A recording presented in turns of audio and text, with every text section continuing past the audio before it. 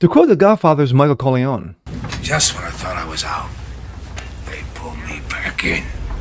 after his epic commencement speech, Brilliant! the woke losing their minds, the NFL denouncing him. It's true. Now ESPN has thrown their 2 cents in with, wait for it, Do it! they dropped the race card. You gotta be fucking kidding. Surprise? No. Well, yeah, I'm kind of surprised it took this damn long. I'm Jasper Gonzo, and this. It's What's Next.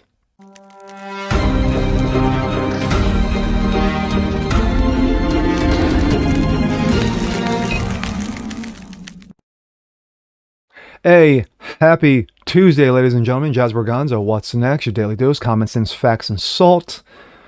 Hope you guys are feeling good today. I thought maybe, 2, 3, 4, 5, 6, maybe a week would pass before I would do another story like this on this particular subject. But no. To quote Michael Corleone, just when I think I'm out, they pull me back in. What am I talking about? Well, one, Chiefs kicker Harrison Butker. Harrison Butker, who set the world on fire last week in regards to his epic commencement speech regarding faith, family, love, commitment, our state of the economy, our state of the union, if you will. A speech for the ages. Of course, the woke lost their minds. The NFL denounced him, by their chief diversity and inclusion officer.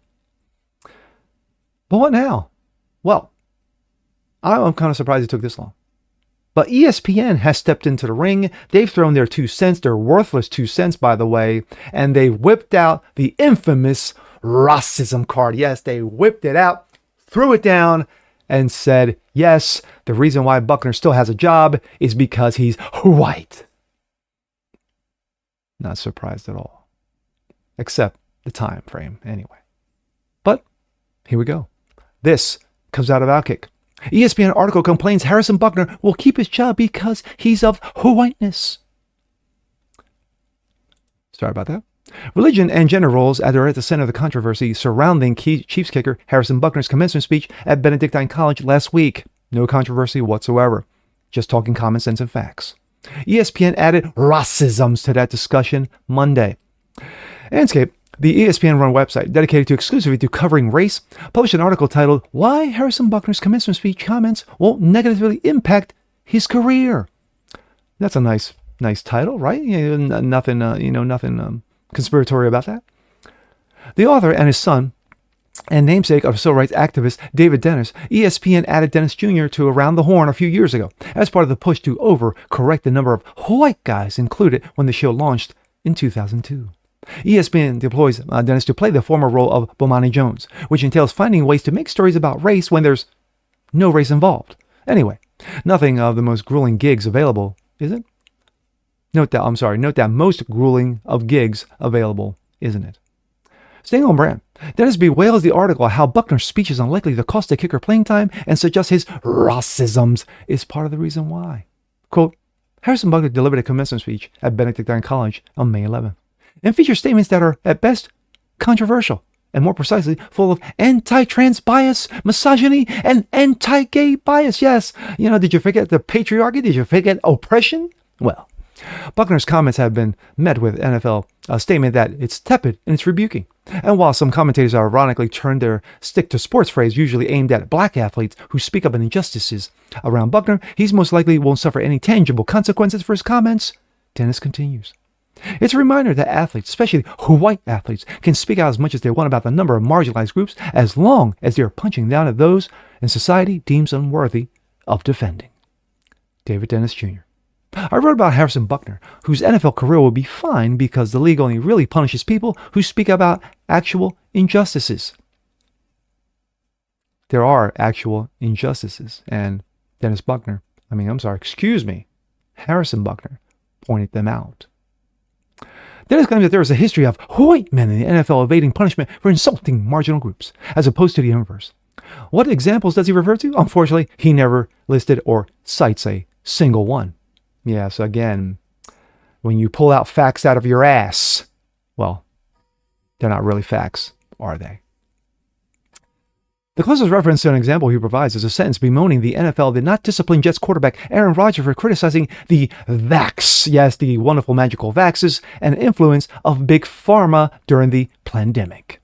Quote, Rodgers had been able to insert politics and conspiracies on every platform he feels like, Dennis complains. Well, if you listen to Aaron Rodgers, it's not conspiracy unless you can back it up, and yeah, he backs it up. But what does Rodgers have to do with the NFL's supposed intolerance for belittling marginal groups? We aren't sure. Dennis never explains that either. Yes, of course. Yes, just more made-up facts. Again, Dennis likely only works for ESPN because of his father's resume. And that statement holds true throughout his analysis. Quote, any number of men, no matter the race, will continue to have careers unabated by their abuses of women because that's how the sports and the NFL operates.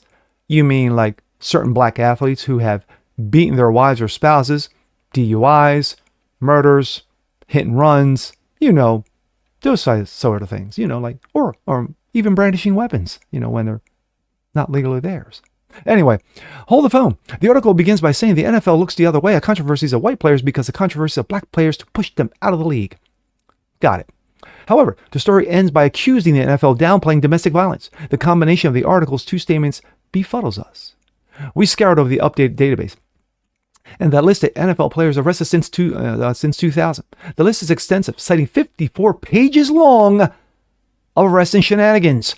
Noticeably, the NFL has a domestic abuser problem. Almost every third entry is listed for domestic violence. So, we consider what Dennis wrote. Players will continue to have careers unabated by their abuses of women. When scrolling through the database, though unsure what it has to do with Butker. Anyway, Dennis is right.